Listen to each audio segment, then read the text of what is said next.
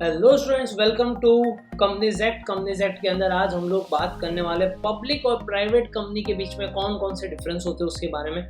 Now let us understand public company क्या होती है। पब्लिक कंपनी वो कंपनी होती है जो नॉर्मली उसके अंदर सारे पब्लिक जो होते हैं वो लोग इन्वेस्ट कर सकते हैं, वो पब्लिक कंपनी होती है। प्राइवेट कंपनी जहाँ पे लिमिटेड लोग ही इन्वेस्ट कर सकते हैं उसे प्राइवेट कंपनी बोलते हैं। सिंपल सी बात है, अगर मैं आपको समझाने के लिए ट्राई करूँ तो मैं आपको दो एग्जाम्पल दूंगा।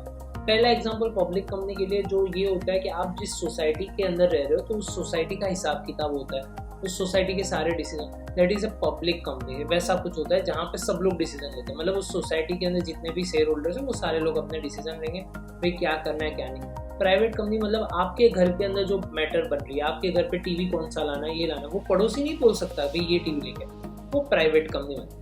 तो ये नॉर्मल सी लॉजिक मैंने आप लोग को बताया। पब्लिक कंपनी और प्राइवेट कंपनी के बीच में डिफरेंस है। अब इसके डिफरेंस क्यों इंपॉर्टेंट है, इसके साथ साथ दूसरा एक क्वेश्चन भी इसके साथ जुड़ जाता है। What are the privileges to the private company. Private company के पास ऐसे कौन से प्रिविलेजेस होते हैं, वो भी हम लोग इसी डिफरेंस के अंदर समझ जाएंगे। तो आपको ज़्यादा याद करने की ज़रूरत नहीं है, बस सिंपल सी बात है, जो मैं बात बोल रहा हूँ उससे थोड़ा समझ। अब अगर मैं बात करूँ प्राइवेट कंपनी के अंदर तो वहाँ पे 2 से लेकर 200 लोग हो सकते हैं, पर पब्लिक कंपनी के अंदर 7 लोग मिनिमम होने चाहिए और वो कितने तक जा सकते हैं, अनलिमिटेड तक जा सकते हैं। मिनिमम पेड अप कैपिटल कितना हो, तो यहाँ पे 1 लाख रुपए भी अगर हो तो आप अपना बिजनेस प्राइवेट कंपनी से स्टार्ट कर सकते हो। यहाँ पे आपको मिनिमम कम से कम कितने चाहिए, 5 लाख रुपए चाहिए। 5 लाख रुपए के बाद आप पब्लिक लिमिटेड कंपनी चालू कर सकते हो। भाई ये लोग जो है ना डिपॉजिटेड खाली अपने मेंबर्स के पास से, डायरेक्टर के पास से और रिलेटिव के पास से पैसा ले सकते हैं, इससे ज़्यादा नहीं ले सकते। ये लोग हर एक पब्लिक के पास से डिपॉजिट ले सकते हैं। फिर उसके बाद इन लोग की कंपनी के पीछे लिखा जाता है प्राइवेट लिमिटेड। ये अगर आपने कभी देखा हो, कई बहुत सारी कंपनी के पीछे लिखा जाता है प्राइवेट लिमिटेड और कई सारी कंपनी के पीछे लिखा जाता है लिमिटेड। तो लिमिटेड लिखना खाली लिमिटेड होता है तो वो पब्लिक कंपनी होती है, प्राइवेट लिमिटेड प्राइवेट कंपनी होती है। ये लोग दूसरे लोगों को बुला नहीं सकते भाई आओ आओ मेरी कंपनी में इन्वेस्ट करो, तो ये लोग तो बुला सकते हैं क्योंकि ये है ही पब्लिक कंपनी, तो ये सब बुला सकते हैं। भाई ये लोग नॉर्मली 2 सर्टिफिकेट्स लगते हैं बिजनेस को चालू करने के लिए। एक होता है सर्टिफिकेट ऑफ इनकॉर्पोरेशन, एक होता है certificate of commencement. Incorporation birth certificate मान लो, कमेंसमेंट आपकी डिग्री मान लो, उसके बाद ही जॉब करने जा सकते हो। तो यहाँ पे सर्टिफिकेट ऑफ इनकॉर्पोरेशन जैसे ही प्राइवेट कंपनी को मिल जाता है, इनकॉर्पोरेट हो गई, जन्म हो गया, उसके बाद से वो बिजनेस डायरेक्टली चालू कर सकता है, कोई दिक्कत नहीं है, मार फाड़ बिजनेस चालू कर सकता है। पर अगर वो पब्लिक कंपनी है तो आपको चाहिए सर्टिफिकेट ऑफ इनकॉर्पोरेशन, साथ साथ में सर्टिफिकेट ऑफ कमेंसमेंट, चालू करने की भी परमिशन चाहिए। जब कमेंसमेंट का सर्टिफिकेट मिल जाता है फिर आप धंधा कर सकते हो, उसके पहले नहीं कर सकते।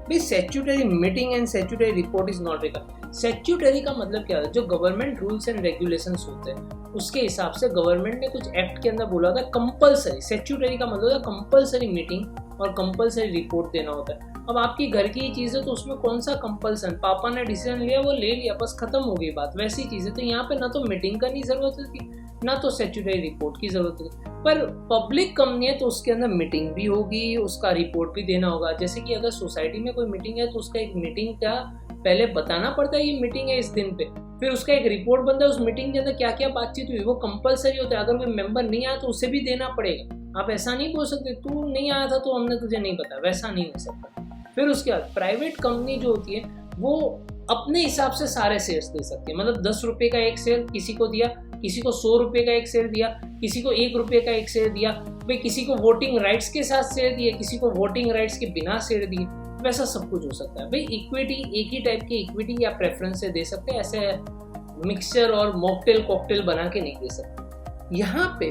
बैलेट, पोस्टल बैलेट के आजकल ऑनलाइन वोटिंग भी हो चुका है, पर ये यहाँ पे नहीं होता प्राइवेट कंपनी के अंदर। क्यों नहीं होता? अब आपके घर पे कौन सा टीवी लेना है, कौन सा फ्रिज लेना है, कहाँ पे खर्चा करना है, क्या पापा खत लिखने बैठे, बेटा मैं सोच रहा हूँ दिवाली के वक्त है ना एक अच्छा सा टीवी खरीद लूँ, तो तू बता तुझे ये पसंद है, तो वो पोस्ट करे, आपके पास आया, आप आंसर लिखो और फिर आप वापस से भेजो। वैसा नहीं हो क्योंकि आपको बुला लिया जाएगा। अरे प्राइवेट कंपनी है, लोग कम है, बुला लो ना सब लोगों।